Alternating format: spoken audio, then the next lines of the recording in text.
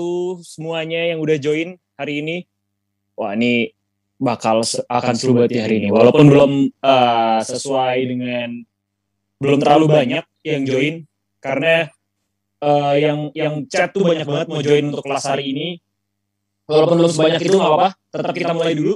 Nanti insya Allah poin-poin dari kelas hari ini akan di-share ke teman-teman semua. Jadi yang buat nanti yang ketinggalan atau nanti mungkin ada teman-teman yang di tengah-tengah ada kesibukan yang harus dikerjakan dulu, ya nggak apa-apa, nanti akan di-share tetap. Oke, teman-teman, saya ulangin. Assalamualaikum warahmatullahi wabarakatuh. Selamat malam semuanya. Selamat malam. Salam sejahtera untuk kita semua. Shalom, swastiastu, nama budaya. Semoga teman-teman semua yang sedang menonton yang sedang mengikuti kelas ini, yang ada di Zoom hari ini, semua dalam keadaan yang sehat-sehat aja, fisiknya, batinnya, keluarga juga pada sehat-sehat semua, dan jauh dari penyakit-penyakit yang masih bertebaran di sekitar kita. Untuk teman-teman yang masih lagi berjuang dengan penyakitnya, atau mungkin lagi sakit, sedang istirahat, semoga cepat sembuh, dan semoga bisa beraktivitas seperti semula kembali. Oke, sebelumnya aku mau cek sound dulu nih. Saya mau cek sound dulu sebelum saya memperkenalkan diri. Apakah suara saya sudah masuk dengan jelas? Oke, boleh teman-teman yang lain?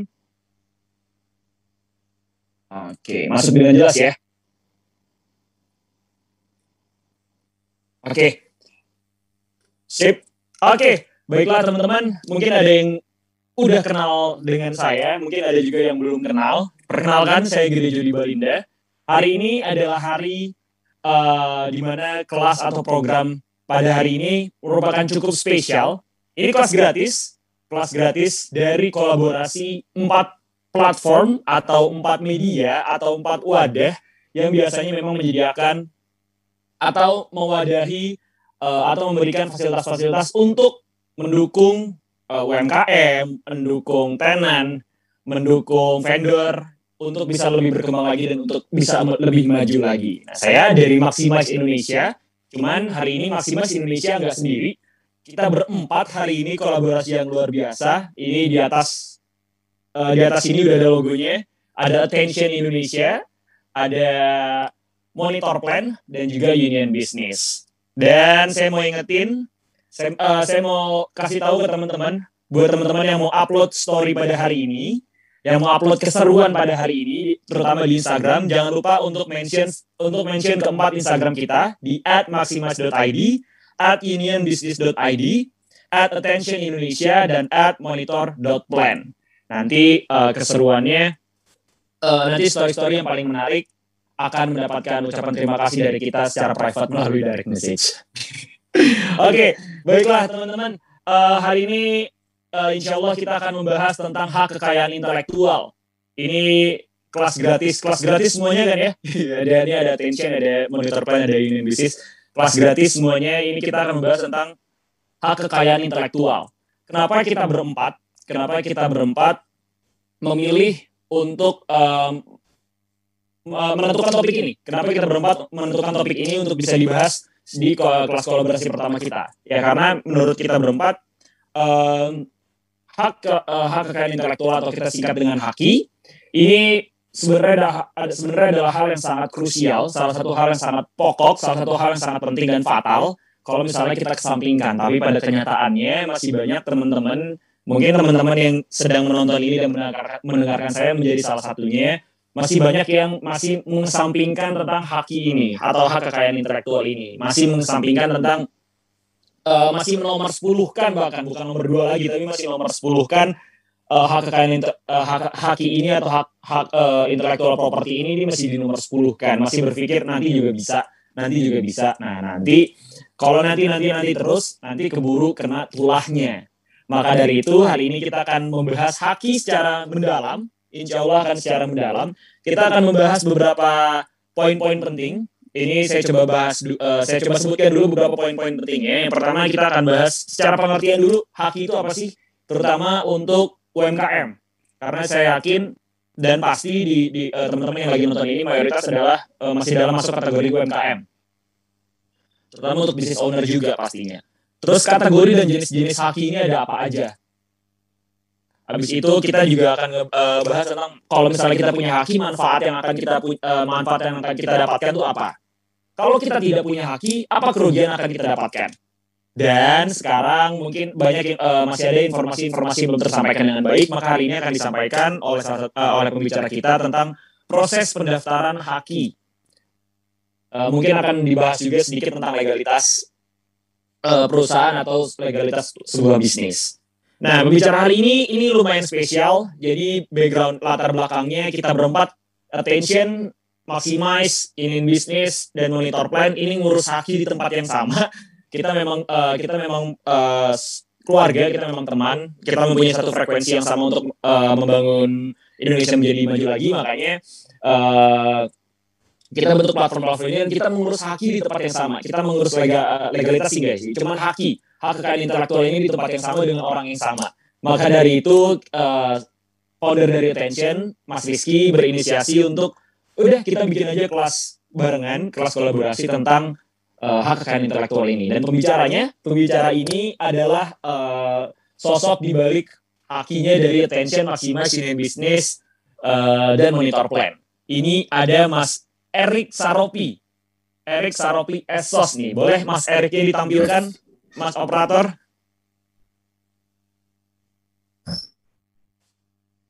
Oke, boleh ditampilkan Mas Eriknya. Halo Mas Erik. Jadi Mas Erik ini adalah Subdirektorat Pemeriksaan Paten, Direktorat Paten, Desain Tata Letak Sirkuit Terpadu dan Rahasia Dagang. Benar ya Mas? Ada yang salah atau ada yang kurang Mas? Halo Mas Erik, boleh dicek suaranya? Sedikit putus-putus Mas.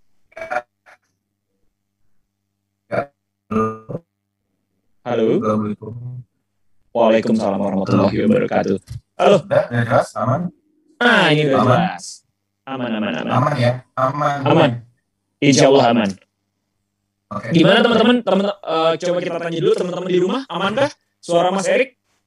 Clear kah? Boleh di chat aman Om. Oke. Yang lain boleh dibantu. Gambarnya Erik belum muncul. Iya, Mas Eriknya belum dimunculin, tapi at least kita coba suaranya dulu. Clear. Oke. Boleh dimunculin Mas Eriknya? Mungkin Mas Operator.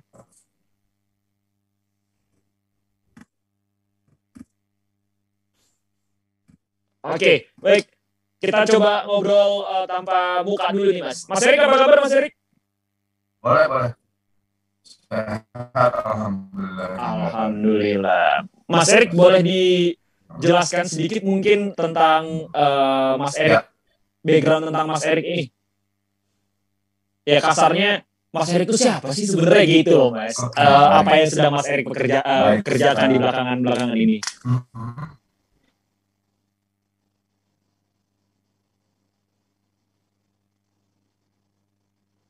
Halo, Mas Erik? Halo, Mas Erik? Oke, nampaknya kayaknya Mas Erik lagi ada masalah dengan koneksi. Oke, Mas Erik masuk? Ya. Masuk suara saya?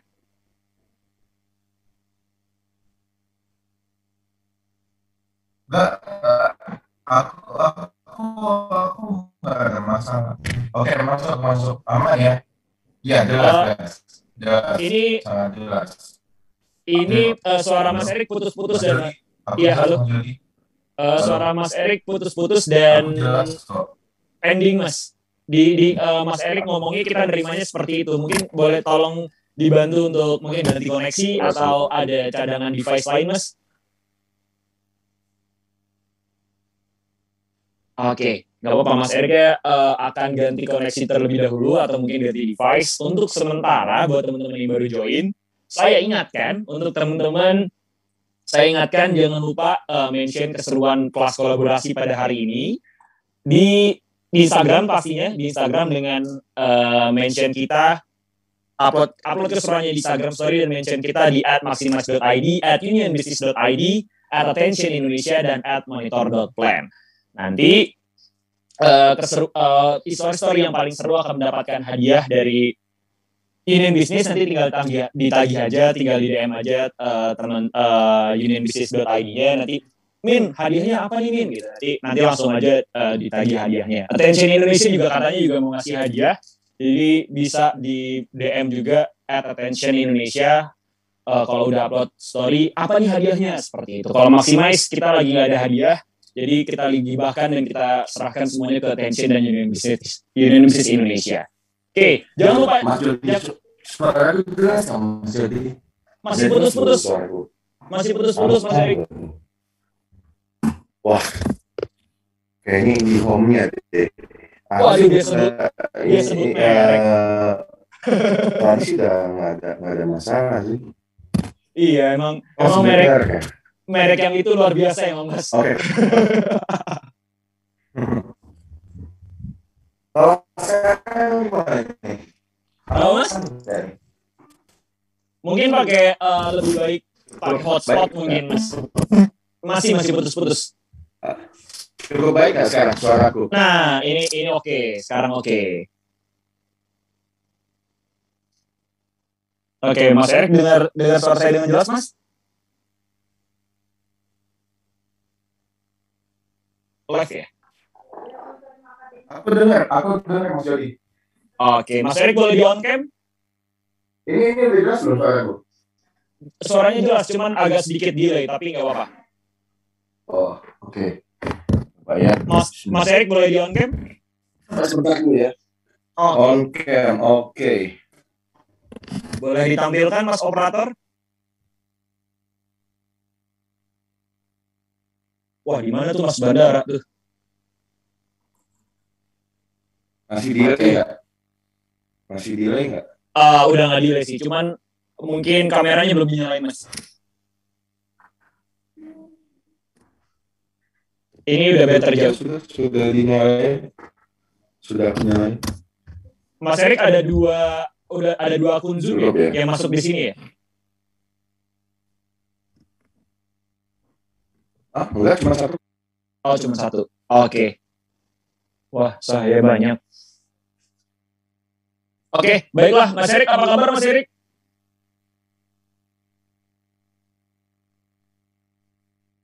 Mas Erik sehat, Mas? Jody, sehat Mas Jody, sehat. Oke, alhamdulillah. Mas, kayaknya kita langsung. Mas Jody, halo. Iya, Mas Erik, saranku lebih baik menggunakan dilepas aja Wi-Fi-nya, lebih baik menggunakan hotspot deh, Mas. Kalau memang sinyal di sana juga bagus, karena Wi-Fi yang itu memang sangat luar biasa. Aku juga pakai itu dan aku melepas Wi-Fi-nya. Aku pakai sinyal biasa. Coba sebentar ya. Iya. Sebentar ya. Mohon maaf ya, teman-teman semuanya di rumah. Ini ada Mizers, ada Seekers, ada Sobat Bisnis, dan Monitor Planners. Ini mohon maaf, seperti biasa kalau misalnya kita ngadain secara virtual, pasti ada kendala-kendala teknis seperti ini. Ya, semoga nanti ilmu-ilmu yang disampaikan bisa membalas semuanya.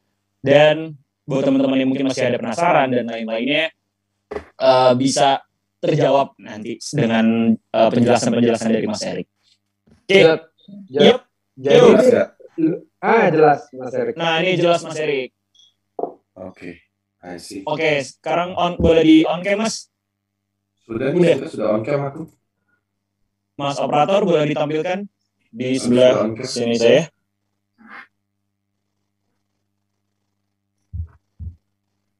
Oke.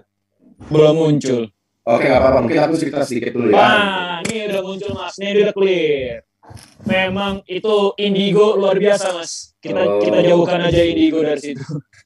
Indigo tuh nggak pernah kuat untuk kayak gini Mas. Oke, baik. Oke. Ya. Oke, ya, Gimana Mas Mas Jody?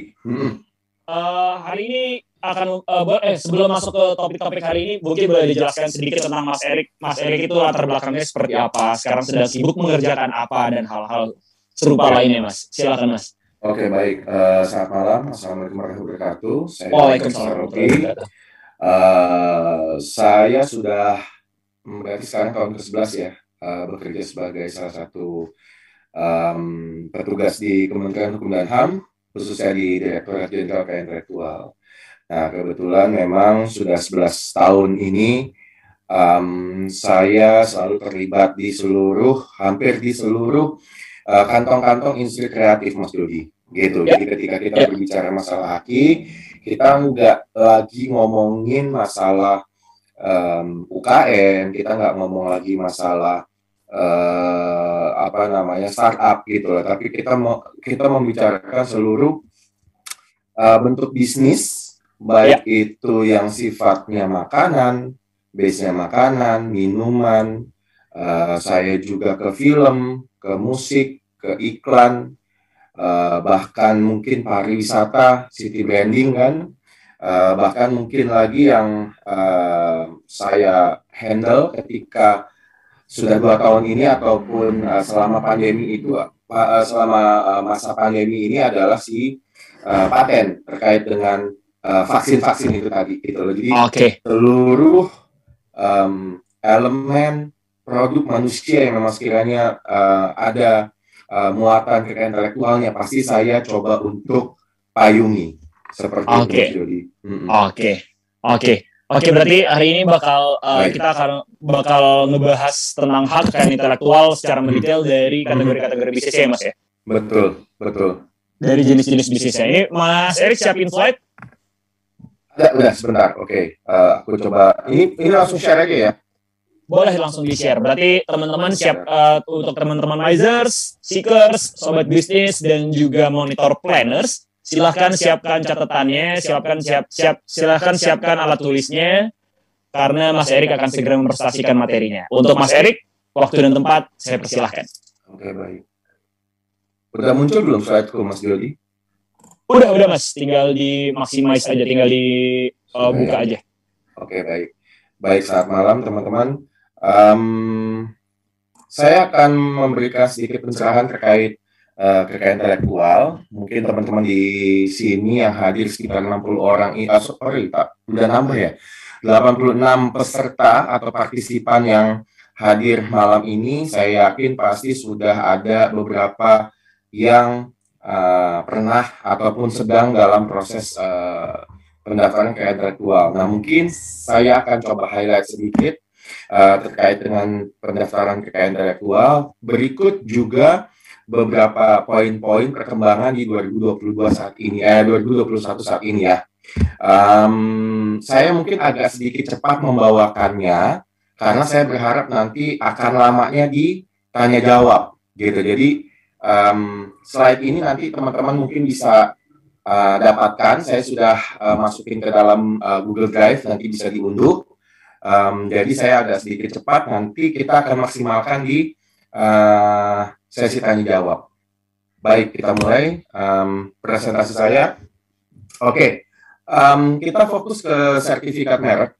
Sertifikat merek ini merupakan salah satu produk dari kekayaan intelektual, khususnya di DJKI, khususnya untuk merek. Nah, dari merek inilah yang nanti akan memberangkatkan si pemilik brand atau si developer brand itu tadi untuk apa? Untuk untuk mengembangkan usaha mereka yang sudah diciptakan. Nah, merek itu terdiri dari 2 lembar sertifikat merek. Kemudian secara sah ini merupakan bukti nama yang tertera di sertifikat merek itu sebagai pemilik dari merek yang diajukan. Dan masa berlakunya ada 10 tahun. Jadi ketika kita daftar 2021 nanti akan expire di 2031, kemudian 10 tahun lagi 41 dan seterusnya. Gitu. Jadi merek itu harus diperpanjang. Kenapa harus diperpanjang? Karena merek itu seperti manusia, ada umurnya. Ketika memang sekiranya merek itu sudah tidak mampu beradaptasi dengan kondisi baik itu secara bisnis maupun sosial di lingkungan masyarakat, maka merek itu pun juga akan mati. Nah, pilihannya adalah merek itu akan diambil sama orang lain atau memang sekiranya akan di-juvenile atau diremajakan. Oke, kenapa kita penting sekali untuk bikin merek? Karena alasannya adalah ini, gitu.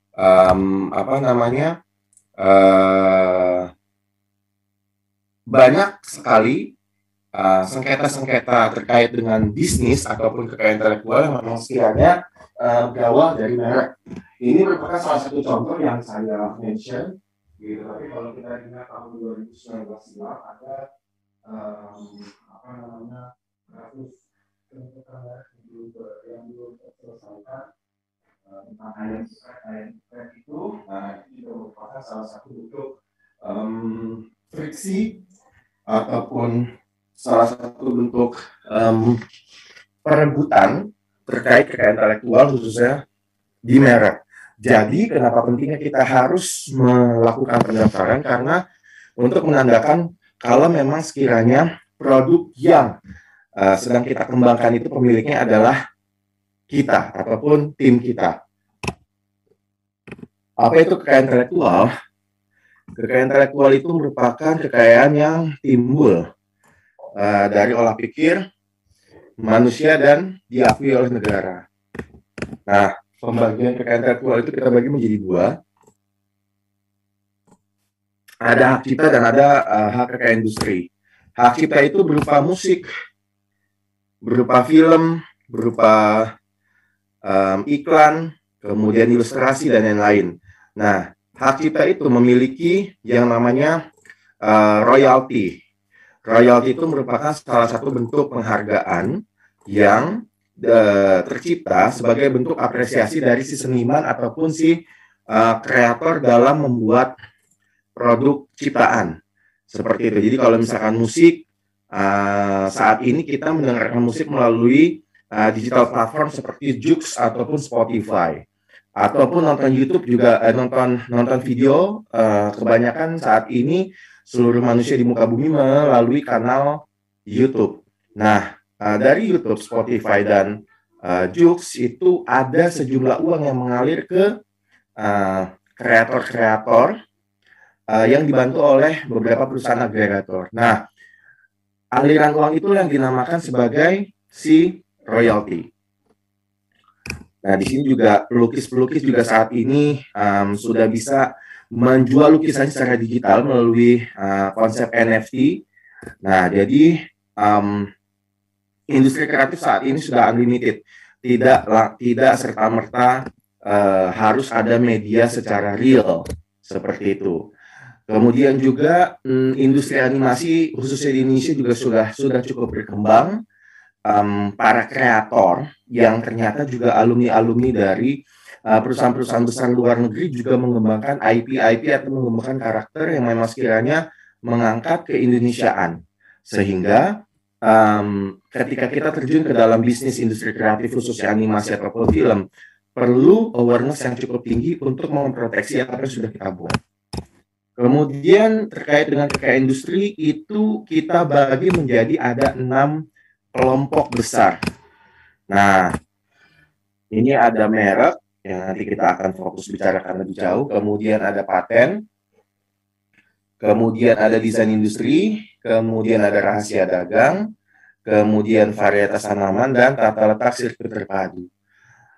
Kebetulan khususnya untuk yang varietas tanaman, kemudian DTLST, tata letak sirkuit terpadu, sama rahasia dagang, mungkin itu tidak akan kita bahas lebih jauh. Karena kenapa? Karena biasanya yang memiliki IP atau memiliki potensi intelektual seperti itu adalah perusahaan-perusahaan yang multinational company gitu. Adapun khususnya untuk kita sebagai starting business owner itu rata-rata kalau nggak merek ataupun desain industri seperti itu.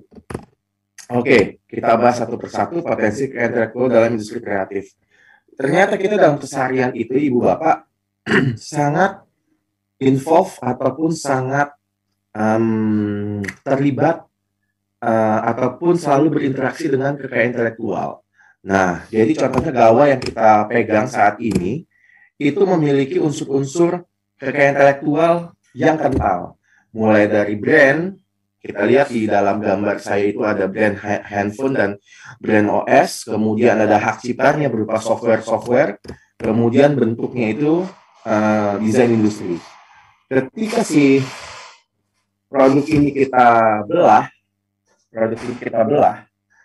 muncullah itu ada paten dan DTLST atau sirkuit terpadu.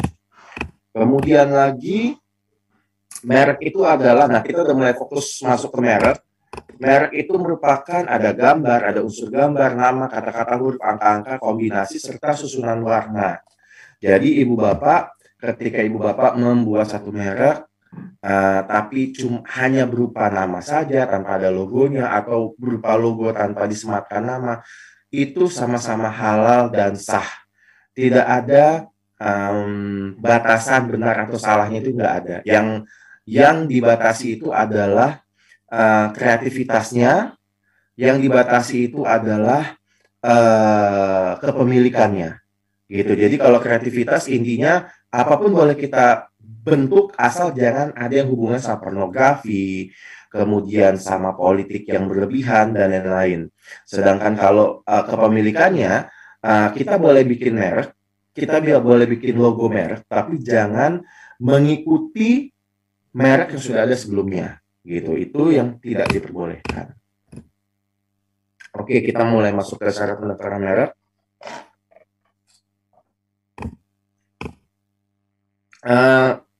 Syaratnya sangat mudah ibu bapak ya, gitu. Jadi kita cukup butuh ID ataupun identitas kita dalam bentuk digital, kemudian pastinya logo.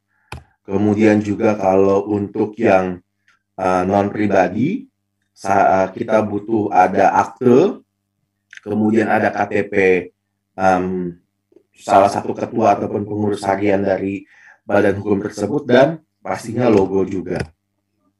Nah, ibu bapak, di dalam proses pendaftaran merek itu kita juga harus sedikit paham terkait dengan klasifikasi kelas barang dan jasa. Apa itu kelas barang dan jasa?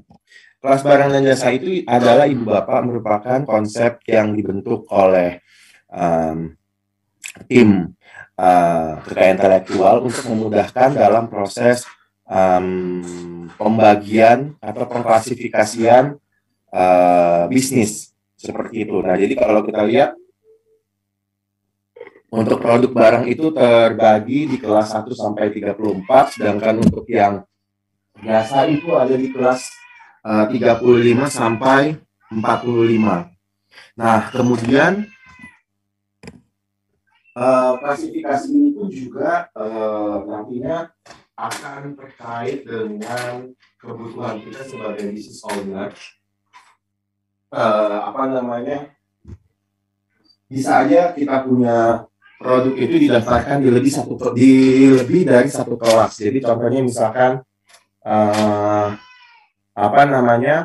kita punya industri makanan. Nah, untuk makanan sendiri kita daftarkan di kelas 30, dan untuk restorannya kita daftarkan di kelas 45. Seperti itu. Oke, ini kekayaan intelektual dan ragam kebutuhan pemohon. Di gambar yang saya tunjukkan, ini ada contoh baju dengan mereknya itu adalah Elders Company ya. Ini kebetulan baju untuk riding ataupun orang-orang penghobi motor. Nah, mereka itu bisa masukin brand tersebut pastinya kelas utamanya di kelas 25 ataupun baju. Tapi juga ini kita lihat di sini ada kelas 25 ya, kelas 25. Nah, tapi ketika misalkan mereka ternyata menciptakan produk turunan, itu juga perlu didaftarkan juga. Jadi contohnya di kelas 21, kemudian kelas 28 dan seterusnya. Seperti itu. Kemudian lagi, oke. Ibu bapak, saran saya sebelum ibu bapak menghubungi logo designer ataupun membuat satu brand identity terkait produk yang akan ibu bapak ciptakan, lebih baik kita lakukan dulu pengecekan nama. Ini krusial ibu bapak, yang kadang-kala luput dari perhatian kita sebagai brand owner. Kenapa? Kita hanya mengejar bahwasanya produk ini harus tercipta, produk ini harus jalan. Tapi yang kita lupakan adalah apakah nama dari produk yang kita usung ini nih available atau enggak sih? Apakah sudah ada yang punya atau belum sih? Gitu kira-kiranya. Apakah ketika saya menciptakan produk geprek bengsu, apakah itu akan bentrok dengan bensu? Nah, semua itu akan bisa dijawab manakala kita melakukan pengecekan terlebih dahulu. Gitu. Jadi, pengecekan itu merupakan suatu hal yang wajib. Nah, ini kira-kira tampilan awalnya, Ibu Bapak. Kemudian kita bisa langsung klik di tengahnya ini. Misalkan saya ketik Erigo. Nah, muncul brand Erigo. Dari logo yang lama sampai logo yang baru ya Ibu Bapak. Bahkan yang sekarang ada yang lebih baru lagi. Kemudian, nah di dalam ketika kita klik lagi nama Erigo-nya ini, nanti akan tersaji beberapa data penting terkait dengan kepemilikan dari brand ini, gitu. Sedikit highlight saya mengangkat tentang Erigo. Erigo ini adalah salah satu brand fashion Indonesia yang lahir tahun 2011 silam. Minggu ini, udah 2 minggu ini, Erigo sedang mengikuti salah satu ajang fashion dunia untuk presenting baju-baju yang akan dirilis di 2022 mendatang. Gitu, namanya New York Fashion Week. Nah, Erigo juga memberangkatkan ada beberapa selebritas Indonesia serta KOL dari Indonesia juga, mungkin jumlahnya sekitar 14 orang, untuk bisa melakukan persebaran berita bahwasanya Erigo saat ini sedang mengikuti New York Fashion Week. Ini sesuatu yang membanggakan bahwasanya Erigo merupakan brand pertama dari Indonesia mengikuti ajang internasional tersebut. Seperti itu. Nah, jadi bisa kita bayangkan Ibu Bapak, bisnis yang baru berjalan 10 tahun ini sudah bisa go internasional. Dan salah satu pendukungnya adalah merek itu tadi Ibu Bapak. Kita lihat, si Erigo ini daftar dari tahun ini, bisa kita lihat ya Ibu Bapak ya, di sini. Tanggal pendaftarannya yang logo baru ini, kemudian expire-nya juga bisa kita lihat di sini. Oke, baik. Nah, ini kemudian kekayaan intelektual dan ragam kebutuhan pemohon, ini bisa kita lihat. Contohnya misalkan Mas Hendy Setiono dengan produk Kebab Raffinya. Nah, dia dengan turunan-turunan mereknya ini, dia ini saya nggak tampilkan semua ya Ibu Bapak ya, tapi setidaknya Mas Hendy itu memiliki sekitar lebih dari 20 sertifikat merek Ibu Bapak. Gitu loh. Kok banyak sih Mas Erik? Banyaknya itu tergantung dari perkembangan bisnis kita Ibu Bapak. Jadi ketika misalkan Hendy Setiono awalnya hanya berjualan kebab, otomatis dia cukup butuh kelas 29 aja. Nah, kemudian dalam perkembangannya ternyata kan franchise-nya Baba Raffi ini sangat diminati oleh banyak orang di Indonesia. Otomatis kelas 45 juga sesuatu hal yang mutlak bagi Hendy Setiono. Dan seterusnya Ibu Bapak. Oke. Ini tadi udah saya singgung juga ya terkait ini PDKI, kemudian bagaimana proses pengisian formulir dan lain-lain. Ini kebetulan saya tampilkan proses yang udah jadi ya Ibu Bapak ya. Kalau sekarang kita sifatnya udah digitalize semua, sudah mudah gitu. Tapi ini saya kasih yang sudah jadi dalam bentuk draft. Jadi Ibu Bapak bisa lihat di sini aja ya, tanpa saya harus simulasi. Mungkin nanti simulasinya di lain waktu. Oke, jadi kita lihat di sini, di depan kita ini, halaman ini terdiri dari ada data pemohon, berdasarkan identitas dari pemohon yang mengajukan, kemudian lagi ada waktu pembuatan yang nggak lama ya Ibu Bapak, mungkin cuma setengah jam. Kemudian lagi, ini juga nanti kita jelasin warna dari logo produk. Jadi Ibu Bapak, yang saya tekankan di sini adalah Ibu Bapak ketika nanti bikin logo, itu kalau bisa jangan agak sedikit ngasal ya gitu. Jadi memang kalau bisa sudah dalam bentuk konsep yang matang Ibu Bapak gitu. Karena ternyata di Jen Haki juga sangat-sangat concern terhadap warna ataupun filosofi yang dihadirkan dari logo yang akan diajukan seperti itu. Oke, ini kita yang slide selanjutnya. Nah, di slide ini bisa kita lihat, ini ada tanda tangan pemohon, kemudian ini ada ragam produk ataupun jasa yang ditawarkan konsumen, kemudian ini juga daftar klasifikasinya juga. Nah, ini semua bisa kita lihat nih Ibu Bapak ya. Ini mungkin gambarnya agak kecil, tapi nanti akan saya share slide saya sehingga Ibu Bapak bisa mempelajarinya lebih jauh lagi. Oke, kalau ditanya daftar laki itu lama ya Mas ya? Saya katakan lama. Kenapa? Karena kita melakukan pembandingan Ibu Bapak ya. Kita melakukan pembandingan, jadi kita nggak sesederhana kita bikin PT, nggak sesederhana kita pendaftaran BPOM ataupun izin edar Ibu Bapak ya. Jadi kita kurang lebih timelinenya ada di 17 bulan Ibu Bapak. Kita paling lama itu ada di pemeriksaan. Karena kita harus banding, kita harus menciptakan data pembanding, kemudian juga data pembanding nggak boleh asal dan seterusnya.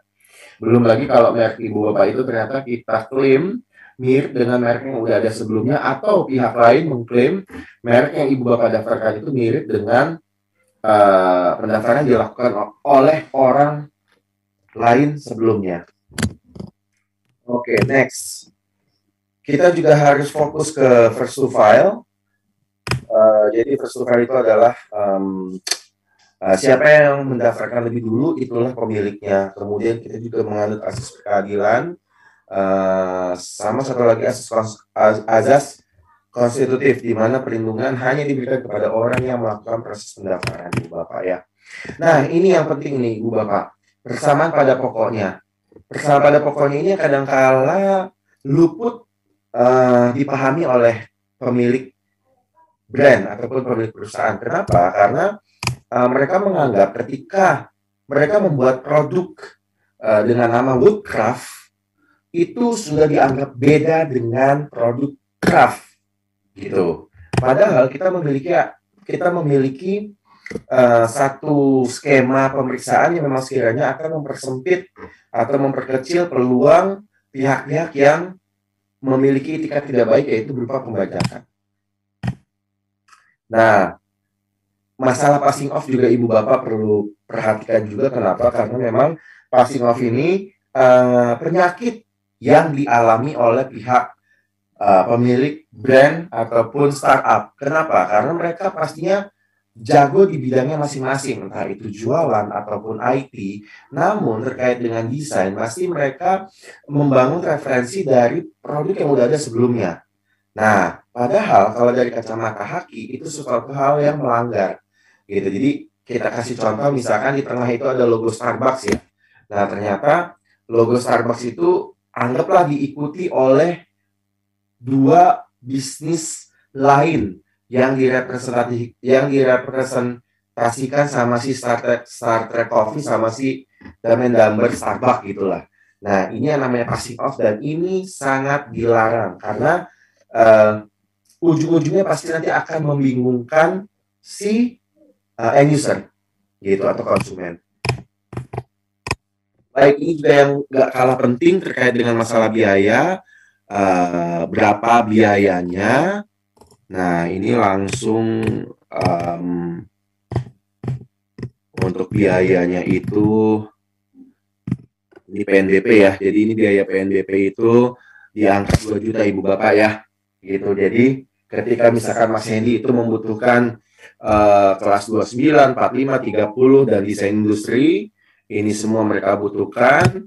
Ini nilainya atau nominalnya misalkan di total adalah 8 juta rupiah gitu loh. Ini tidak mutlak ya Ibu Bapak ya, ini hanya sekadar simulasi saja gitu. Ketika profesional sekelas Hendy Setiono itu sudah memang mereka membutuhkan, atau Mas Hendy membutuhkan rentang pendaftaran kelas sejauh ini gitu loh. Tapi kalau misalkan Ibu Bapak masih baru starting bisnis, satu kelas aja sudah cukup seperti itu. Nah,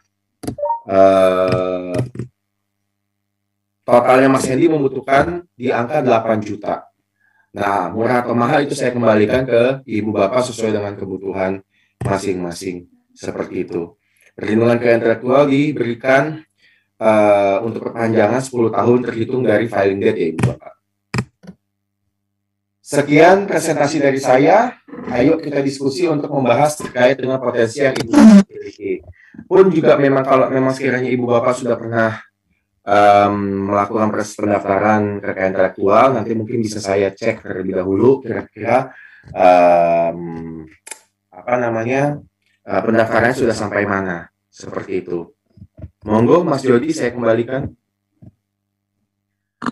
Oke, Mas Erik, thank you. Singkat padat jelas. Cuman banyak juga study case-nya, jadi supaya semoga teman-teman juga bisa memahami apa yang disampaikan oleh Mas Erik barusan ya. Tadi ada manfaat-manfaat juga, terus mungkin sudah dijelaskan secara tersirat oleh Mas Erik kerugian-kerugian kalau kita nggak punya HKI ya Mas ya. Dan tadi Mas Erik juga kasih case study tentang Erigo. Nih memang Erigo luar biasa. Aku singgung sedikit ya Mas tentang Erigonya nih. Erigo luar biasa, brand pertamanya ikut di Your Fashion Week.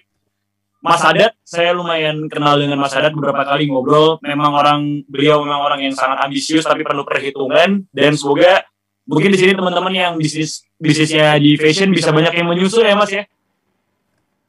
Amin ya teman-teman, supaya bisa banyak yang menyusul. Go internasional nggak mesti ke Amerika, mungkin ke banyak hal, dan brand-brand fashion lainnya juga udah banyak yang ikut mengharumkan nama bangsa Indonesia ke negara-negara internasional. Gak cuman brand fashion aja, brand makanan juga banyak banget. Mulai dari kopi, terus abis itu kebab Baba Raffi juga udah go internasional, dan hal-hal lainnya. Mungkin nanti akan kita coba singgung masalah gimana sih kalau HKI kita sangkut pautkan kalau kita mau go internasional gitu Mas ya. Kita udah mau mulai jual secara global, itu gimana sih? Nanti mungkin aku akan masuk ke pertanyaan itu, tapi sebelum kita masuk ke pertanyaan itu, dan sebelum kita masuk ke pertanyaan teman-teman yang sudah disampaikan di kolom chat, aku mau ingetin buat teman-teman Misers, teman-teman Seekers, teman-teman Sobat Bisnis, dan juga teman-teman Planners, jangan lupa update atau upload keseruan hari ini di Instagram story kalian dengan mention @maximize.id, @unionbusiness.id, @attentionindonesia, dan @monitor.plan. Dan saya ingatkan lagi kalau Attention Indonesia dan Union Business sudah menyiapkan hadiah. Maximize titipkan ke Attention dan Monitor Plan, titipkan hadiahnya ini ke Attention dan Union Business. Silahkan di DM apa sih hadiahnya untuk story yang paling seru. Dan jangan lupa juga di follow. Oke, baiklah Mas Erik, ini udah banyak yang nanya di kolom chat, nanti akan ditampilkan di sini nih Mas, di tengah-tengah kita. Kita langsung masuk aja kali Mas ya ke tanya jawab kali ya. Boleh. Oke. Boleh ditampilkan Mas Operator pertanyaan-pertanyaannya supaya kita bisa two-way communication sama teman-teman di rumah yang lagi nonton pada hari ini. Mas tadi Mas Erik bilang kalau misalnya prosesnya itu selama 17 bulan ya Mas? Betul. Kurang lebih ya? Betul. Selama 17 bulan itu kita tetap bisa monitor prosesnya udah sampai mana kan Mas ya? Bisa, pasti bisa. Di link PDKI yang saya share barusan itu. Link PDKI yang barusan Mas Erik share di grup kolom chat ya? Sebentar ya. Oh iya. Sebentar. Oke, di kolom chat sebentar ya. Oke ya. Ya, jadi kita bisa lakukan proses pengecekan sudah sejauh mana berkas tersebut sedang diperiksa oleh teman-teman kami di DJKI. Nah, itu nanti bisa klik di link PDKI tersebut. 24 hours, 7 days a week, nggak ada matinya. Jadi cukup reliable dan trustworthy sih, Mas Jody. Iya, dan banyak juga yang nanya sambil menunggu pertanyaan yang ditampilkan, Mas. Ini aku masukin pertanyaan dari aku dulu. Ini banyak juga yang nanya, sebenarnya titipan-titipan juga, dan dari aku pribadi juga mau nanya. Boleh. Apakah diperbolehkan, Mas? Ini kan daftar HKI lama ya, 17 bulan. Dan itu 17 bulan waktu yang cukup lama untuk sebuah bisnis bisa berkembang gitu. Untuk sebuah bisnis bisa mulai dan berkembang. It's okay kan Mas kalau misalnya kita nyambi sambil nunggu HKI kita terdaftar selama 17 bulan prosesnya itu, kita udah mulai jualan dengan apa yang kita daftarkan terlebih dahulu. Itu udah boleh sih. Udah boleh, nggak ada masalah. Mungkin dengan sedikit catatan begini ya, Mas Jody, bahwasannya memang sama seperti teman saya juga si Sadat kan, ketika Ya, jadi Sadat itu kan tadinya dulunya awalnya mungkin ada kalau tuh tahu founder sebelum Erigo ya teman-teman ya. Erigo ya, sorry. Sadat sebagai owner Erigo, ini kita study case-nya kita ambil coba Erigo ya. Ya, Jadi sebelum Erigo itu 2011 apa namanya mulai didagangkan, ya, Sadat itu sebelumnya sempat memiliki brand yang lain, namanya lain gitu, namanya bukan si Erigo. Saya lupa namanya apa. Nah, ternyata namanya tersebut kurang nendang ceritanya gitu, kurang eye catchy gitu ya. kurang eye catchy. Kemudian 2011 tepatnya di Mall Karawaci, saya ketemuan sama Sadat, kita ngobrol banyak lah, hampir seharian ceritanya. Jadi kita coba untuk memilih nama mana saja yang memang sekiranya Sadat mau teruskan gitu loh. Jadi mungkin mau melakukan rejuvenil brand lamanya dia gitu. Nah, jadi awalnya kan si Erigo itu konsepnya adalah batik gaul. Ya, Gitu, batik gaul dengan nama Erigo. Kemudian jualan dari acara ke acara, booth ke booth, sampai titik balik pertamanya itu adalah titik balik pertama, saya bisa katakan kenapa titik balik pertama, karena tiba-tiba beliau bisa melesat begitu luar biasanya. Itu adalah ketika Erigo itu berjodoh dengan Jaklot gitu. ya, Nah, jadi mungkin karena Erigo ini produknya bagus dan harganya affordable ataupun juga murah di kantong, sehingga dalam waktu singkat dia menjadi raja Jaklot lah. ya, Gitu. paling diburu gitu mas ya. Yang paling diburu, di tengah paling besar biasanya. Bootnya paling depan. Ketika zamannya Cino tahun 2016-17 kita beli Cino di angka 200-250, Sadat berani jual di angka 150. 400 dapat 3 gitu, 125 lah kurang lebihnya. Jadi itu yang bikin dia namanya melesat. Nah, kemudian sejalannya waktu Sadat menemukan lagi titik balik yang kedua, yaitu apa? Yaitu ketika Erigo masuk di Shopee.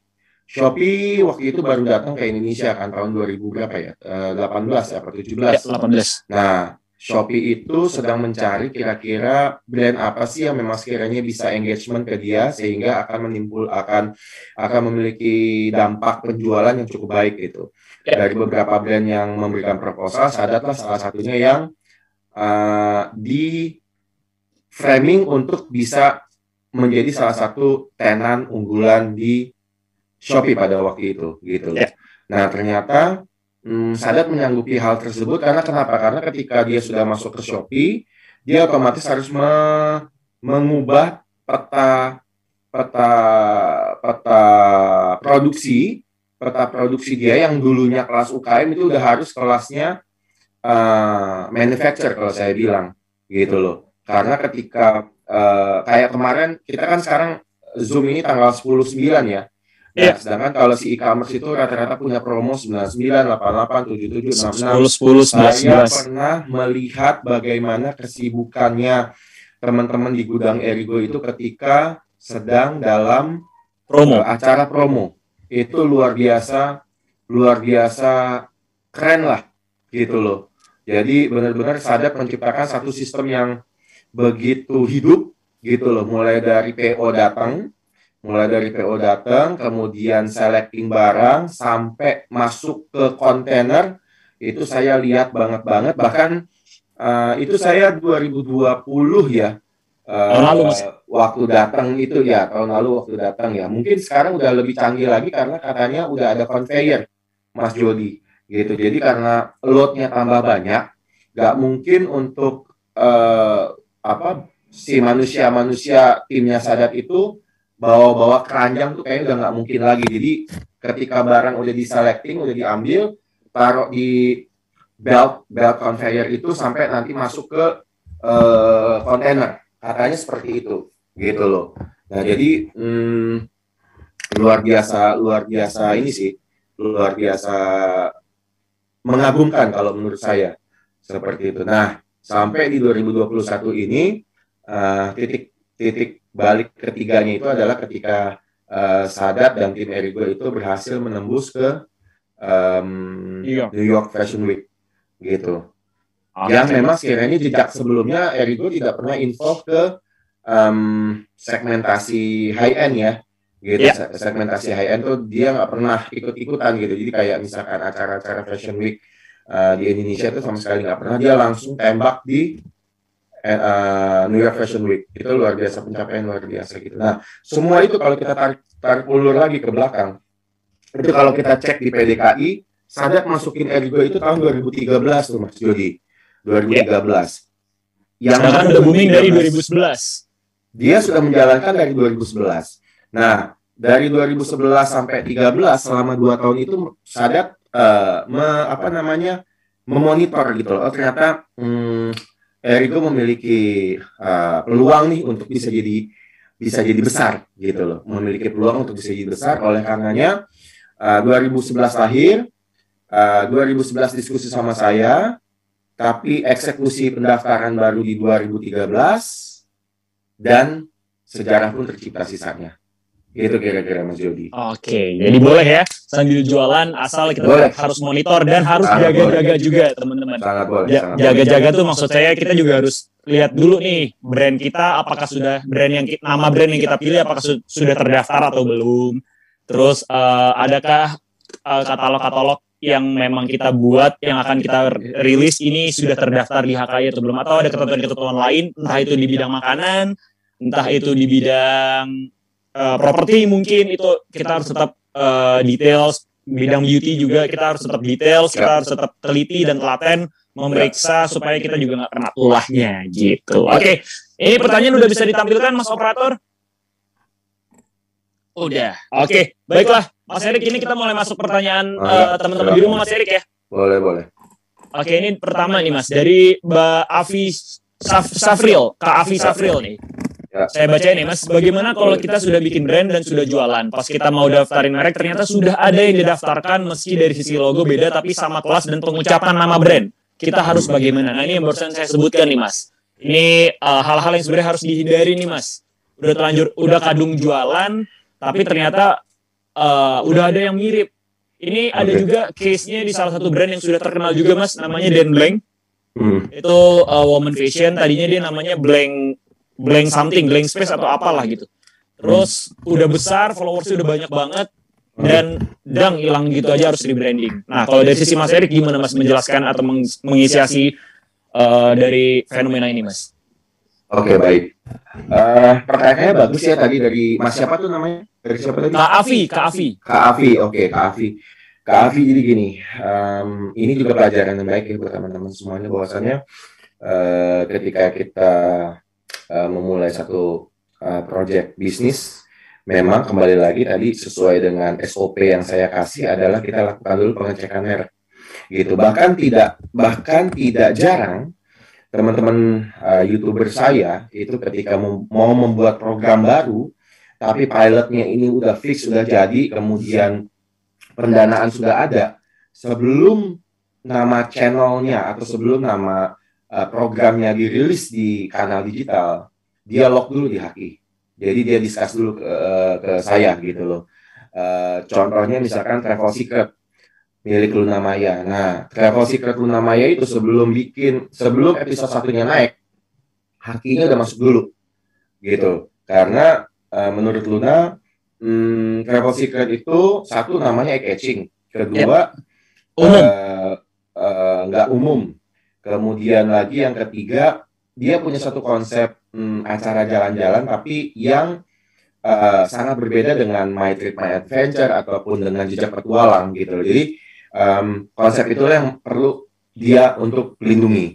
Nah, adapun ketika memang sekiranya wajibnya idealnya kan kita cek dulu ketika udah semuanya aman baru bisnis jalan. Bisnis itu mulai dari kita mengiklankan, branding, kemudian lagi bikin logo, bikin brand identity, bahkan sampai ngambil nama website. Tapi kalau sudah kadung jalan, nah ini yang menjadi PR buat kita. Ketika udah kadung jalan, kemudian apakah kita bisa daftarkan HQ? Kalau dalam case selama saya 11 tahun di HQ sih, probabilitasnya kecil, 8/2 Mas. 8 pasti banyak masalah, 2 yang lancar. Gitu loh. Oke. Jadi 8 pasti akan bertemu atau bersinggungan dengan pihak-pihak yang memang sekiranya merasa dia juga pemilik brand yang sudah diusung. Gitu. Jadi saya katakan apakah memang sekiranya bisa? Bisa, tapi peluangnya cuma 2 orang yang memang sekiranya selama saya berkarir di HAK itu 2 orang tidak terlibat masalah apa-apa. Gitu loh. Sisanya 8 orang ini pasti saling ngeklaim ataupun juga tiba-tiba dapat somasi dan seterusnya. Jadi memang itu yang nanti akan menguras energi kita yang semestinya energi ini bisa kita fokuskan untuk jualan, untuk ngejar target, tapi tiba-tiba energi kita alihkan untuk melakukan penyelesaian hukum. Selain makan waktu, makan biaya, juga memecah konsentrasi. Gitu. Jadi jawaban saya kembalikan lagi ke teman-teman. Apakah juga itu akan karena juga rebranding itu nggak mudah ya teman-teman. Iya betul banget. Rebranding itu nggak mudah, sehingga saya juga tidak bisa mengatakan oke, rebranding aja gitu. Itu bukan solusi yang utama yang saya hadirkan gitu loh. Tapi setidaknya gini teman-teman. Contoh kasus yang 2021 ini saya handle adalah kalau teman-teman itu jalan-jalan yang khususnya di Jakarta ya. Teman-teman di Jakarta itu jalan-jalan ke beberapa mall, ada namanya itu store itu Goodsdep. Nah, Goodsdep itu salah satu tenannya yang terbesar itu adalah Jack Hammer. Jack Hammer itu adalah baju pria yang mengangkat tema atau culture pria bekerja gitu loh. Nah, ternyata Jack Hammer itu ketika proses pendaftaran di HAKI itu ditolak karena sudah ada orang Solo yang mendaftarkan nama Jack Hammer selisih 1 bulan. Bayangkan, filing date-nya itu selisih 1 bulan. Jadi orang Solo terlebih dahulu, misalkan bulan April, bulan Mei-nya baru teman-teman Jack Hammer yang di Jakarta. Nah, seperti yang udah saya tebak, pastinya yang teman-teman Jakarta ini ditolak. Gitu loh. Tapi nggak cuma ditolak, ternyata mereka sempat ditegur juga nih sama si Jack Hammer Solonya. Gitu. Nah, akhirnya setelah diskusi panjang, kemudian mengundang juga teman-teman dari Goodsdep, kemudian mengundang juga beberapa loyal customer. Akhirnya sekarang Jack Hammer itu rebranding, namanya jadi apa ya, saya lupa tuh namanya. Tapi intinya proses rebranding itu pun juga menjadi satu evolusi. Meskipun pada awalnya sulit, tapi ternyata tuh kalau memang sekiranya kita bisa jalanin, pasti bisa kok gitu loh. Tinggal kita mengambil sedikit waktu, anggaplah misalkan 6 bulan sampai 8 bulan untuk melakukan campaign bahwasannya kita sudah merubah nama dari A ke B. Gitu. Itu aja sih kira-kiranya PR-nya. Oke. Kalau aku tarik garis besarnya, menurut Mas Erik lebih baik kita mencegah Mas ya. Jadi buat teman-teman yang mungkin baru mau mulai atau baru sebentar nih mulainya, coba langsung dicek-cek semuanya. Lebih baik mencegah daripada hal-hal seperti Kak Afi ini terjadi ya. Semoga Kak Afi bisa menemukan jalan keluarnya dan jalan tengahnya ya Kak Afi ya. Tadi Mas Erik udah nyebutin itu kalau udah hak paten sudah didaftarin itu memang susah. Kalau HKI udah didaftarin itu memang sulit karena memang sudah kuat secara hukum. Ya semoga Kak Afi bisa nemuin jalan keluar dan jalan tengahnya. Kalaupun harus di rebranding, good luck. Semoga rebrandingnya bisa berjalan mulus dan sesuai harapan. Oke, kita ke next question ya Mas Erik ya. Boleh. Lanjut. Oke, kita lanjut. Ini ada Kak Nanang Kusairi. Kak Nanang ini harusnya Mas kita manggilnya ya, Mas Nanang nih. Pak Erik, kalau misalkan merek kita sudah terdaftar di HAKI dengan kategori fashion, apakah itu berlaku untuk seluruh dunia? Artinya kalau di luar sana ada brand dengan merek yang sama dan kategori yang sama, kita berhak untuk menggugat mereka. Silakan Pak Erik. Oke, itu ada beberapa pertanyaan digabung di satu ya. Jadi yang pertama dulu saya jawab adalah kalau teman-teman ada memiliki seperti Sadat ya, seperti Sadat itu ada seperti Erigo akan berjualan di negeri orang, teman-teman harus proses dulu yang namanya Madrid Protocol Process gitu. Jadi Madrid Protocol Process adalah protokol yang dikeluarkan oleh WIPO World Intellectual Property Organization di Jenewa, di Swiss, yang merupakan payung ataupun rumah dari seluruh kantor IP di seluruh dunia. Mereka sudah menciptakan Madrid Protocol Process yang sudah diratifikasi oleh lebih dari 50 negara, gitu. Nah, jadi kemudahan Madrid Protocol ini adalah kalau zaman dulu ketika kita mau jualan ke Malaysia dan kita butuh sertifikat haki di Malaysia, kita harus ucuk-ucuk ke Malaysia atau kita punya kenalan orang Malaysia, kemudian hubungin ke mungkin lawyer atau notaris di Malaysia untuk bantu proses pendaftaran. Nah, kalau sekarang skemanya dibalik. Jadi cukup ibu bapak yang sudah punya sertifikat haki di Indonesia, jadi sudah punya sertifikat merek dagang yang dikeluarkan oleh DJKI, itu bisa langsung mengajukan Madrid Protocol Process dan menunjuk negara-negara mana saja yang mau diproteksi, gitu. Jadi contohnya misalkan Erigo itu maunya di Amerika terlebih dahulu. Oke. Setelah Amerika, negara Southeast Asia itu apa aja? Misalkan minimalnya 3, Thailand, Singapura, sama Malaysia. Gitu kan. Jadi 4 negara. Kemudian Erigo itu punya keeratan dengan negara Jepang, gitu. Karena waktu itu 2016 ataupun 17 Erigo pernah mengeluarkan artikel tentang Jepang. Waktu itu brand ambasadornya itu Arif Pocong sama si Elo. Nah, ketika dia bilang kayaknya Jepang potensial, berarti itu Jepang juga diproteksi. Nah, berarti ada berapa? 3, 4, 5 negara tersebut kita cek nanti kode rate-nya berapa, rilisnya bentuknya Swiss franc konversi ke rupiah, nah kira-kira segitu. Itu yang harus kita highlight kalau mau daftar di luar negeri. Nah, selanjutnya adalah pertanyaan kedua tadi Mas langsung tuntut menuntut ya, langsung ya masalah tuntut menuntut ya. Mas siapa tadi? Mas Anang ya. Mas Anang, mohon izin Mas Anang. Tuntut menuntut ke luar negeri itu butuh energi yang luar biasa loh Mas Anang. Dan jumlah uang yang nggak sedikit gitu loh. Nah, jadi memang yang menjadi istilahnya ya, menjadi effort ketika memang sekiranya ada produk kita dibajak di luar negeri itu, ya mau nggak mau sih harus kita kenal sama orang yang paham hukum di negara tersebut Mas Anang, gitu loh. Dan tidak bisa serta-merta juga langsung kita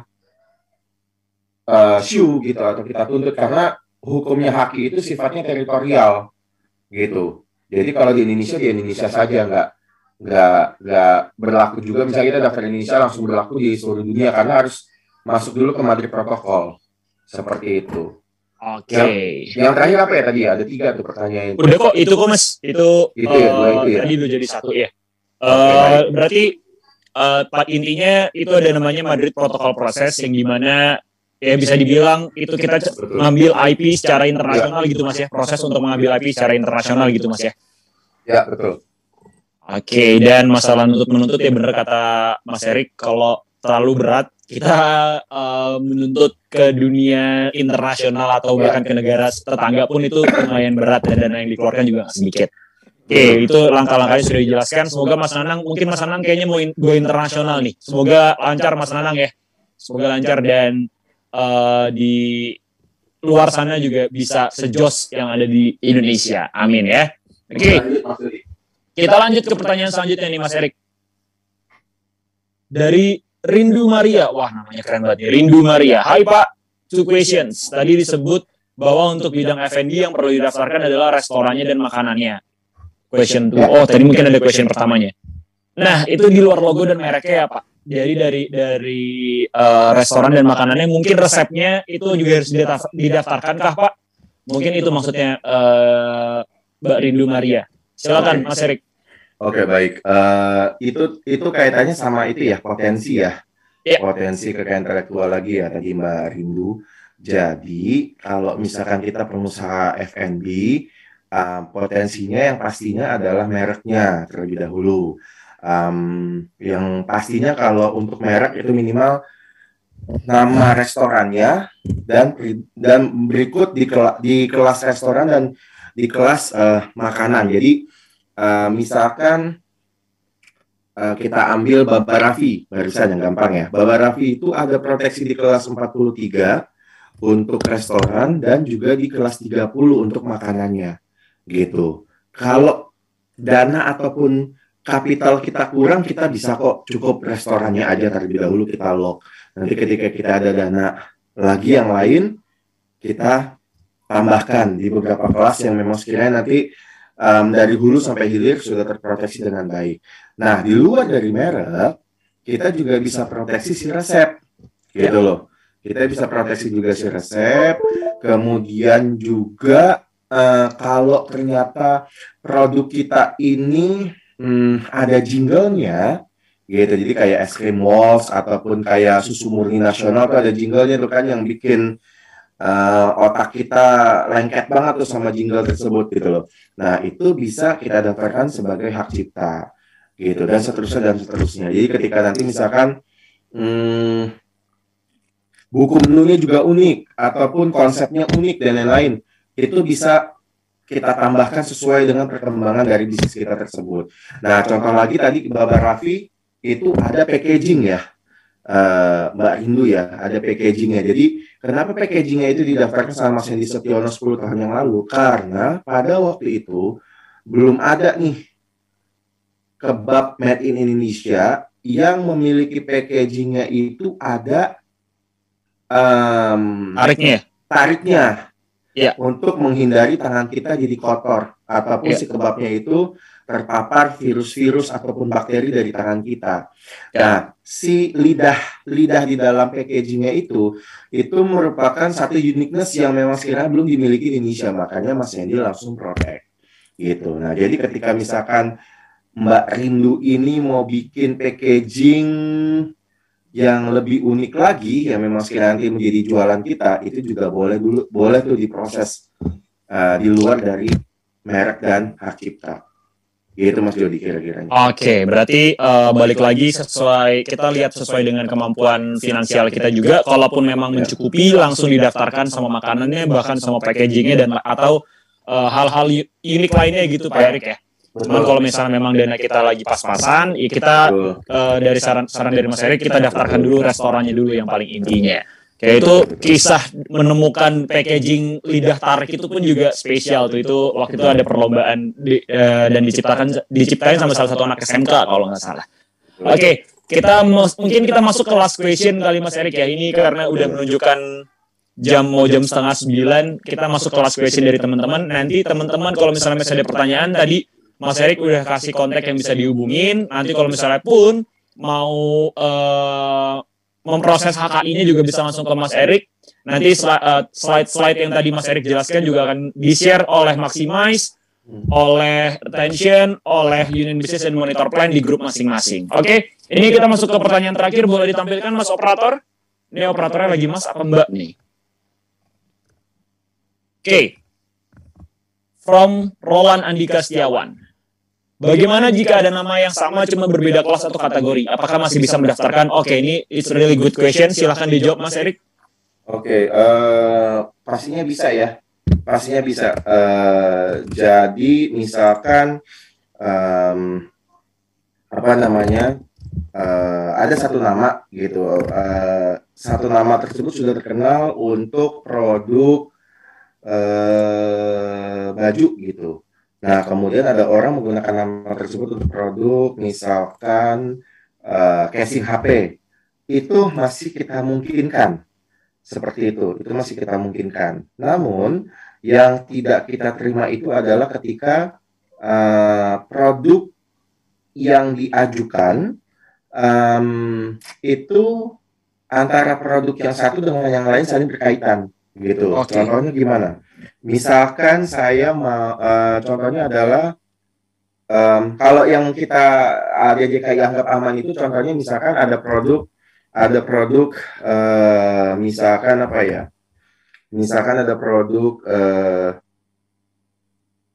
maskapai penerbangan namanya Garuda Indonesia gitu loh. Nah, itu kan masuknya di kelas 39. Kemudian ada juga kacang Garuda yang diproduksi oleh suatu perusahaan di daerah Jawa Tengah.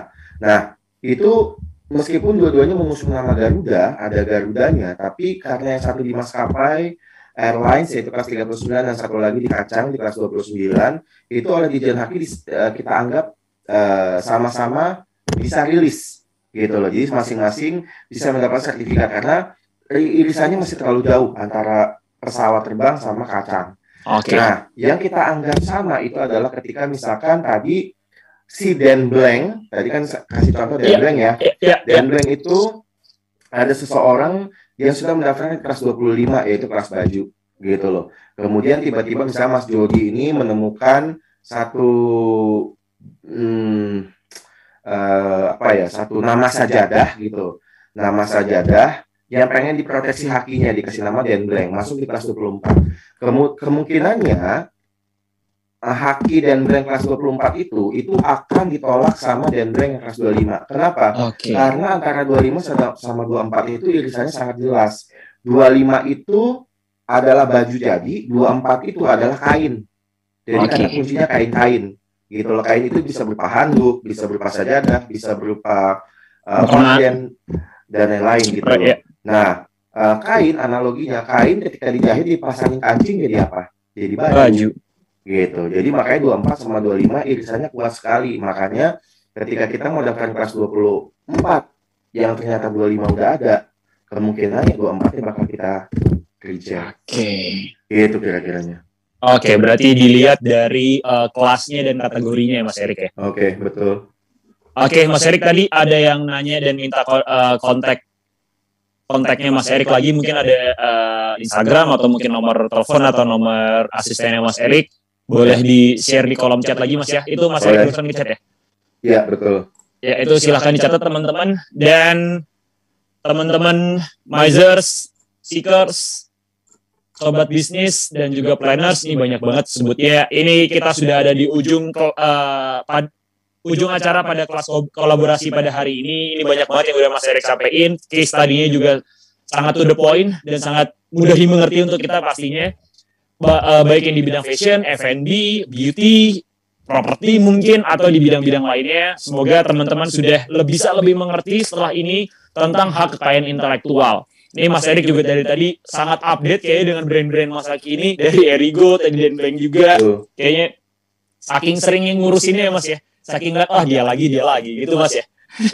Betul, ngobrol, banyak ngobrol sama teman-teman brand owner, dan semoga nanti teman-teman juga bisa ngurusin hakinya langsung sama Mas Erik, bisa ngurusin hakinya langsung sama Mas Erik dan bisa ngobrol-ngobrol, ditanyain aja, minta insight ke Mas Erik, boleh Mas ya? Menurut pengalaman Mas Erik, gimana baiknya, gimana bagusnya, dan apa yang harus dihindarin. Oke, baiklah Mas Erik, sebelum saya tutup, adakah pesan-pesan untuk teman-teman di rumah yang lagi nonton sebelum kita pamitan? Oke, baik. Mungkin pesannya adalah kembali lagi, semoga ilmu yang saya kasih malam ini bisa ditularkan ke circle-nya masing-masing, Ibu Bapak. Yang nantinya intinya begini, bahwasannya mungkin tadi ada beberapa pertanyaan yang saya lihat sedikit skeptik ya, sedikit pesimis terhadap masalah haki ini tadi gitu loh. Itu tadi Indonesia masih belum sempurna dalam penegakan hukum, tapi ketika kita memiliki niat baik atau itikat baik untuk menegakkan hukum dari diri kita sendiri, setidaknya ke depannya proteksi yang akan diberikan ke kita pasti akan terasa kok. Itu aja. Terima kasih Mas Yudi. Oke, terima kasih Mas Erik. Terima kasih banyak atas waktu dan ilmunya. Semoga Mas Erik sehat-sehat selalu dan makin lancar rezekinya. Dan nanti kita bisa bikin kelas-kelas berikutnya lagi Mas Erik ya. Amin. Terima kasih Mas Erik sekali lagi. Terima kasih ya undangannya. Terima kasih. Siap. Oke teman-teman, terima kasih juga buat teman-teman Mizers, teman-teman Seekers, teman-teman sobat bisnis dan juga planners yang sudah menyaksikan kelas kolaborasi pada hari ini. Jangan lupa di-upload keseruannya di Instagram Story, dan jangan lupa juga di-follow di @maximize.id, @unionbusiness.id, @attentionindonesia, dan @monitor.plan. Ikutin keseruan-seruannya. Kita semua berempat ini adalah keluarga yang siap dan selalu ready, selalu pasang badan untuk bisa memajukan business owner di Indonesia untuk Indonesia yang jauh lebih baik lagi. Semoga setelah ini teman-teman lebih mengerti lagi tentang hak kekayaan intelektual dan lebih melek lagi. Sampai ketemu di kelas-kelas kolaborasi berikutnya. Sehat-sehat selalu. Salam untuk keluarga teman-teman. Dan besok weekend jangan lupa istirahat. Saya pamit. Assalamualaikum warahmatullahi wabarakatuh. Selamat malam semuanya. Shalom, Om Swastiastu, Namo Buddhaya.